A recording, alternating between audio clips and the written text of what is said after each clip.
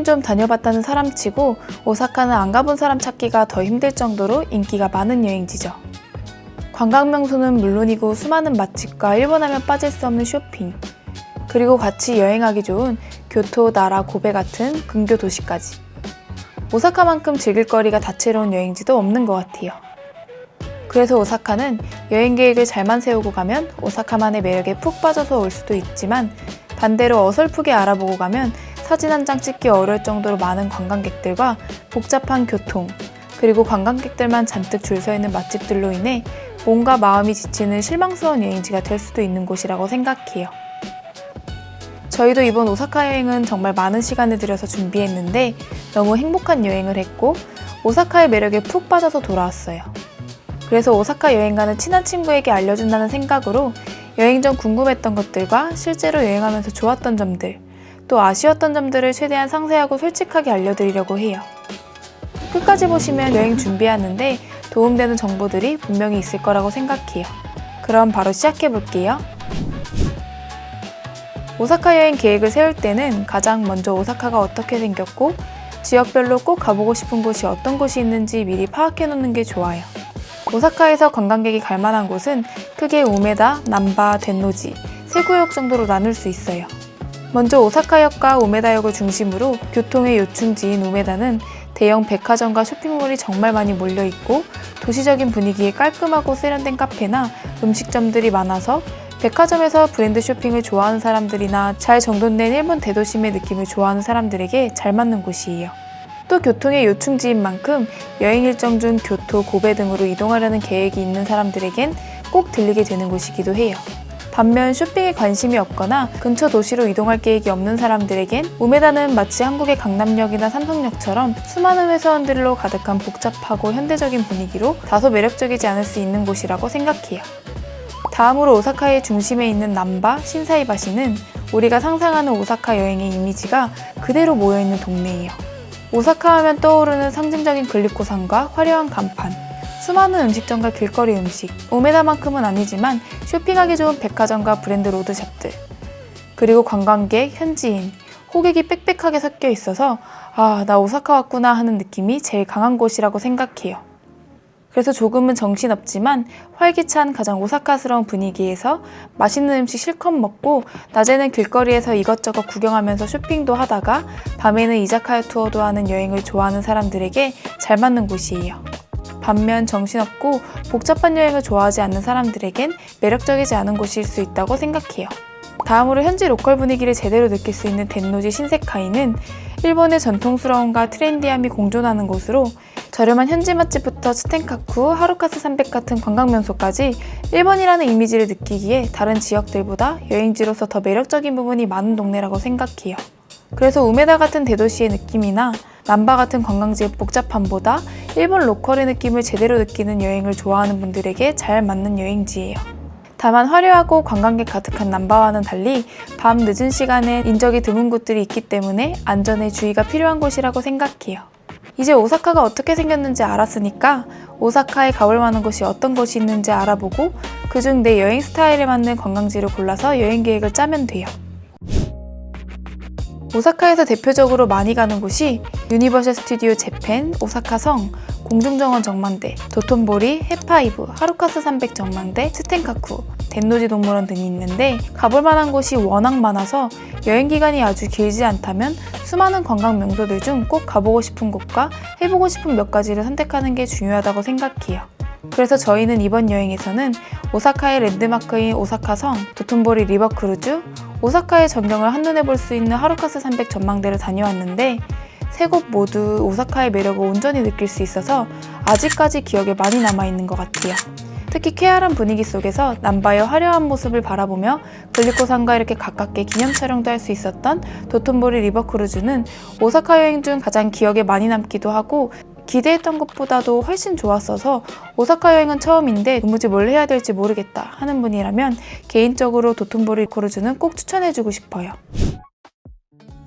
오사카 여행을 준비하다 보면 주유 패스, 조이 패스, 한큐 패스, 지하철 패스 같은 다양한 패스들에 대해서 듣게 될 텐데 이런 복잡한 패스들을 하나하나 알아보다 보면 제대로 된 여행 준비를 시작하기 전부터 벌써 머리가 아프고 지쳐버릴 거예요. 그래서 복잡하게 이런저런 패스들은 생각하지 말고 가장 많이 이용하는 주유 패스와 조이 패스 두 가지 패스만 알려드릴게요. 패스를 선택하려면 먼저 여행 일정 중에 그날 내가 뭘 하고 싶은지, 어떤 곳을 가보고 싶은지 정해놓는 게 중요한데, 나는 하루나 이틀 안에 오사카 시내의 관광지를 최대한 많이 돌아보고 싶다 하시는 분들은 주유 패스 1일권이나 2일권을 구매하면 돼요. 주유 패스는 오사카 시내 내에서 지하철, 버스 등을 무제한으로 이용할 수 있고 오사카의 주요 관광지에 무료 입장이 가능하기 때문에 교토나 고베 같은 근교 도시에 가지 않고 오사카 시내 관광지를 부지런하게 여행하실 분들에게 딱 맞는 패스예요. 반면 저희처럼 시간에 구애받지 않으면서 편안하게 오사카와 근교 도시 여행까지 즐기고 싶은 분들은 일주일 동안 오사카, 그리고 교토, 고베와 같은 근교 도시를 포함하여 3개의 명소 입장권 또는 백화점 금액권을 교환해서 쓸 수 있는 조이 패스를 추천해요. 저희는 이번에 조이 패스를 구매해서 도톤보리 크루즈, 하루카스 300 전망대, 미오 백화점 1,500엔 금액권으로 바꿔서 너무 유용하고 만족스럽게 잘 사용했어요. 그리고 조이 패스의 확장 버전인 프리미엄 조이 패스도 있는데 이건 금액은 비싸지만 기존 조이 패스를 통해 이용할 수 있는 관광지 입장뿐만 아니라 유니버셜 스튜디오 재팬 입장권, 공항 이동 교통권, 식사, 쇼핑 쿠폰 등을 선택하여 사용할 수 있어서 일정상 유용하게 활용할 수 있는 분들은 참고해보셔도 좋을 것 같아요. 단 주유 패스, 조이 패스 각각 사용할 수 있는 관광지가 조금씩 다르니까 내가 가고 싶은 곳이 포함되어 있는지 반드시 미리 확인해 보셔야 돼요. 주유 패스와 조이 패스 구매처는 더보기란에 링크로 남겨드릴게요. 그리고 이때 꿀팁을 하나 더 주자면 오사카 여행 갔다가 조이 패스를 다 사용하지 못하거나 아예 사용도 못하신 분들이 이 패스권을 중고거래 플랫폼에 간혹 저렴하게 올려두는 경우도 있더라고요. 중고거래에 거부감이 없는 분들이라면 이런 중고거래 플랫폼을 한 번쯤 검색해 보시는 것도 추천하고 싶어요. 근데 사실 주유 패스든 조이 패스든 가장 중요한 건 이런 패스들에 끌려다니면서 무조건 뽕 뽑으려고 무리하게 다니는 여행이 아니라 내 일정에 맞춰서 필요한 만큼만 가성비 좋게 활용하는 게 가장 똑똑한 여행 방법이라고 생각해요. 먹다 죽는다는 말이 있을 정도로 맛집이 많은 오사카에는 타코야끼, 오코노미야끼, 쿠시카츠, 야끼니쿠, 스시 등 수많은 맛있는 음식들이 있는데요. 그 중에서 저희가 너무 만족스러웠던 맛집 딱 3곳 추천해드릴게요. 여긴 도톤보리에서 도보 5분 거리에 위치한 스키야키 맛집이에요. 이 집의 대표 메뉴인 스키야키를 주문하면 이렇게 노른자가 담긴 소스와 산더미처럼 쌓인 고기가 나오는데 달달한 국물이 잘 배어있는 이 부드러운 고기와 야채들을 노른자에 푹 담궜다 먹으면 진짜 너무너무 맛있더라고요. 일본 여행 다니면서 생각보다 제대로 된 스키야키 집을 못 가본 것 같아서 이번에 열심히 검색하다가 발견한 식당인데 분위기부터 맛까지 진짜 너무너무 만족스러웠어요. 그리고 여기 한국 직원분이 계셔서 사케도 추천받았는데 달달한 스키야키와 이 사케를 한잔 하니까 진짜 잘 어울리고 맛있더라고요. 인생 스키야키 집이었는데 직원분들도 친절하고 가격도 괜찮은 편이라서 오사카 가서 제대로 된 스키야키 먹어보고 싶다 하시는 분들은 이 식당 완전 강추예요. 일본엔 인기 많은 유명한 장어덮밥집이 정말 많은데 그런 곳들은 웨이팅도 너무 길고 메뉴 특성상 가격대도 꽤 있는 편이라 오히려 어디서 먹어야 할지 더 고민이 되더라고요. 근데 여기는 일단 도톤보리 바로 근처에 있어서 찾아가기에도 쉽고 무엇보다 장어덮밥치고 가격도 꽤 착한 편이었어요. 식당은 3층까지 있었는데 1층은 직원분들이 요리하는 모습을 볼 수 있는 다찌석과 테이블석이 있었고 2, 3층은 신발을 벗고 올라가야 하는 테이블석과 다다미 좌석이 있었는데 아늑하고 정갈한 분위기가 일본에 왔다는 게 실감이 나더라고요. 저희는 기본 장어덮밥 하나랑 계란말이와 장어가 같이 나오는 덮밥 하나를 주문했는데 장어가 진짜 통통하면서 너무너무 부드럽고 소스도 달거나 짜지 않고 간도 적당해서 한 입 먹자마자 완전 감탄했어요. 그리고 장어랑 같이 나온 계란말이도 너무 부드럽고 촉촉해서 장어랑 너무 잘 어울렸고 조합도 좋아서 다 같이 먹기 너무 좋았어요. 취향에 맞게 먹을 수 있도록 다양한 소스도 준비되어 있는데 소스들도 너무 잘 어울렸어요. 저희는 진짜 인생 장어덮밥이라고 느낄 만큼 만족했으니까 일본 가서 제대로 된 장어덮밥 드시고 싶은 분들은 꼭 한번 드셔보세요. 여긴 신세카이에 위치한 작은 초밥집인데 왠지 나만 알고 싶은 정겨운 분위기의 맛집이에요.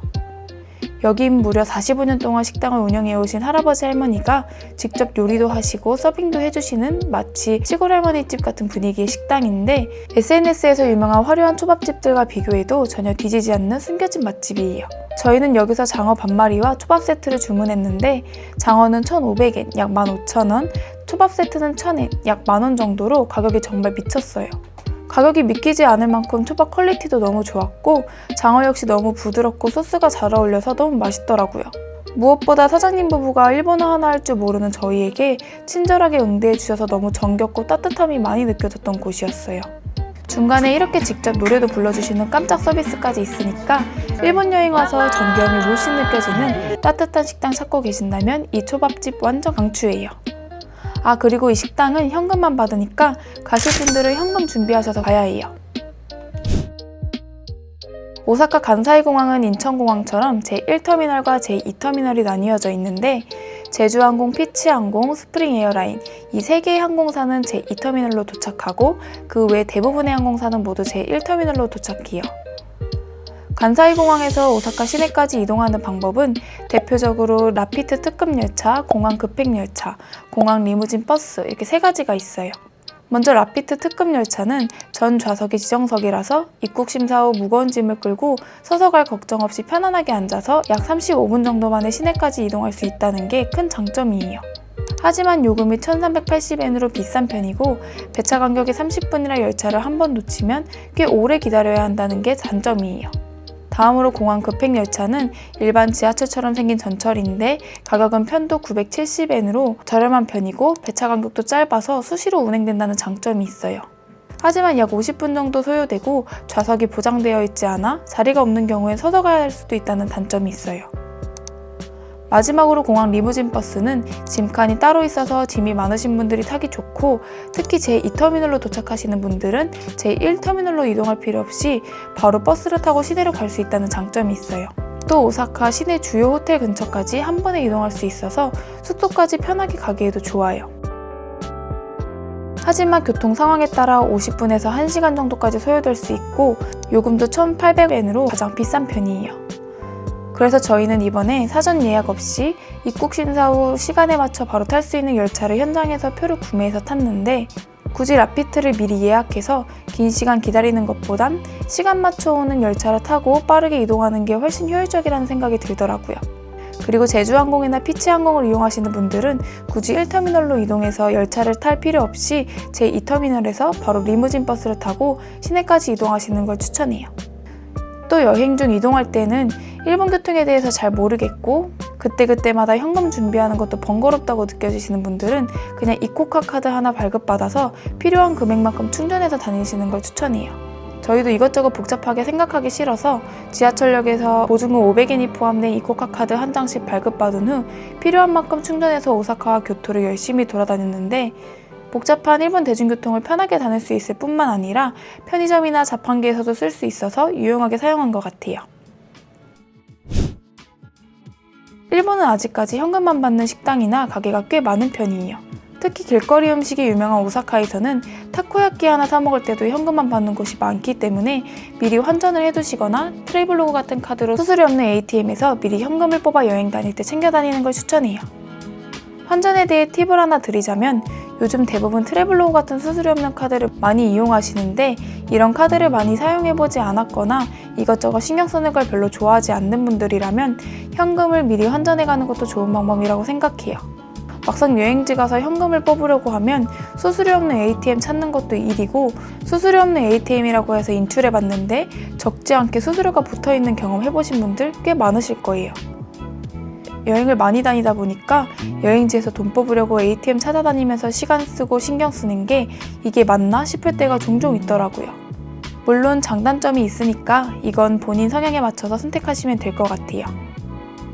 너무 즐거운 오사카 여행을 다녀와서 다른 그 어떤 여행지보다도 더 해주고 싶은 얘기가 많아서 영상이 길어졌는데 오사카에 대해 더 하고 싶은 이야기들은 다음 영상에서 또 이어서 해볼게요. 긴 영상 끝까지 봐줘서 너무 감사하고요. 즐거운 여행 되시길 바랄게요. 재밌게 봤다면 구독과 좋아요도 부탁드릴게요. 시청해주셔서 감사합니다.